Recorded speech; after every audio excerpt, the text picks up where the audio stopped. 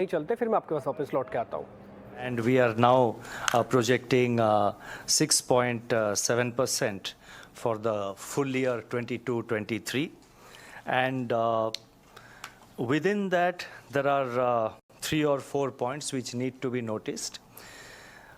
First, 75% of this increase in our inflation projection compared to what we had made in April, 75% is attributed to food inflation. This is something which I had said in my statement also. And by and large, if you look at it, accepting factors like the tomato prices slightly going up or some domestic electricity tariff being revised by the states, primarily the food inflation spike is linked to external factors, namely the war in Europe. So that is the first point under inflation. Second is what we have given out is the baseline scenario without factoring in the steps that we have taken today. Third, we believe that our actions will have their impact in bringing down inflation and inflation expectations. We remain committed to bring down inflation and inflation expectations. Fourth, our actions are, our rate action and other actions are calibrated to evolving inflation growth dynamics. Inflation must come down. Economic recovery also must continue. So I talked about growth, then I talked about inflation. These are 2 points. The third point I would like to mention about the rate hike and the stance. Rate hike, obviously, no-brainer. It is 4%. It is 40 basis points. And 50 basis points. And I don't know why I'm fixated on 40. We did that last time. So it is 50 basis points. Sorry about that. So now the repo rate stands at 4.9. We have said that clearly. As regards the stance, as has been, as you would have noticed, we have dropped the word, we remain accommodative.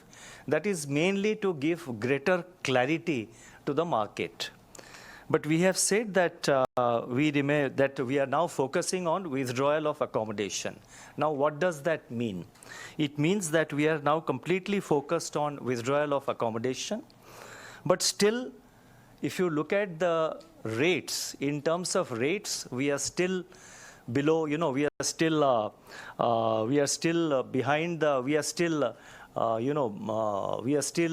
below the pre-pandemic level.